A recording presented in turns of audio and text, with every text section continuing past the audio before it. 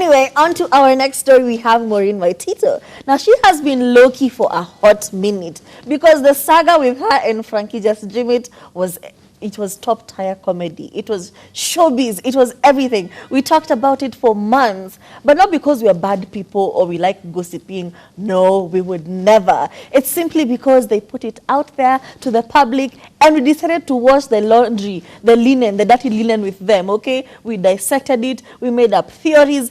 Everything, things that are true, things that were not true, we talked all about it. Anyway, Frankie did move on with Maureen, and they have an on and off relationship, or so they want to show us. Move on with Maureen?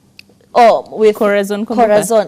They look the same. That's the problem. They really do. He has a type. Anyway, Frankie moved on with Corazon, and they have this on and off relationship, this key relationship going on, where they're always, doing subliminal content with each other. It works for them, okay? They deserve each other. They're good for each other, and we're here for it, okay? We support you. However, Maureen has been very low-key with her life ever since the saga.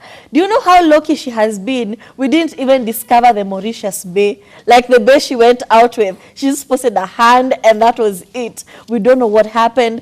Yani, either she's very low-key or she has very good friends, okay? That's also another thing. She has a very close circle. She kind of figured out what works in her life and what doesn't work. And she posted something on social media. Content creator Just Ivy put out a question saying, CBC parents, how are you after paying fees 4 times this year? Let me tell you, CBC, it has been a nightmare, personally. Let me just say, it has been a nightmare. To which Maureen responded, congratulations. I look back and I can't believe I did 8 terms with 2 kids. God's grace is sufficient. He provides. We powered through with anxiety and we made it. And we were here for it and we're happy about it. However, she did post something on her socials talking about, I am not ignoring you, I am overwhelmed. And it's a long essay talking about how sometimes, you go to work and you're needed. You come home and you're needed. You go anywhere you're needed. You never have like free time to yourself because you're always catering to somebody. So when I do not respond to your texts, to your calls, I am not ignoring you. I am simply overwhelmed. And that's just a part of being a parent, especially when you have 2 toddlers. I can't even imagine her situation. She has 2 boys under 10. So that's a whole other nightmare. I have 1 kid under 5 and I'm exhausted by noon, okay? Especially now they've closed school. Like, pray for me. Send me energy drinks. Send me money if you can. That's all I'm saying. Sometimes parents are really going through it. And just put that out on social media saying,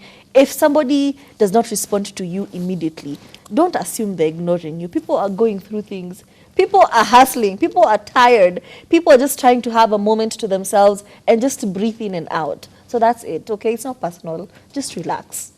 And I love the fact that women are coming out, and especially mothers, they're coming out and speaking about their stories, actually giving you a visual of what it actually takes to be a mother. And sometimes when we say it over here that you need to be mentally, physically, emotionally, financially, and obviously spiritually ready for a child, you think we're joking, but look at this. She's spoken about how she has children who need to take baths. She has people who need to be fed in the same house, and the children as well. She needs to help them with homework. She needs to also go back and do her own work. She's a content creator. She still needs to be able to manage the household and manage her business. She still needs to, do you know, like for one person, it feels like they're supposed to give at least 8 arms to mothers, because damn, you need to be in, there needs to be an ability for women to split themselves like 4 ways in order for them to like just get all the chunk of the work done.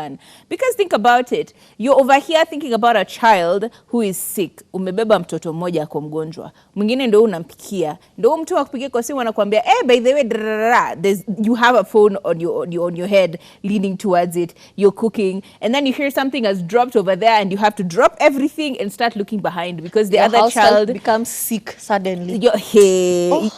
If you can even afford a house help, because that's another privilege that not everyone has, And all of this included, you still have to make sure that you have the money to be able to take care of these children. It is expensive. It is it is honestly a lot of work. So we commend all mothers. And we also remind you that not everybody needs to be a mother.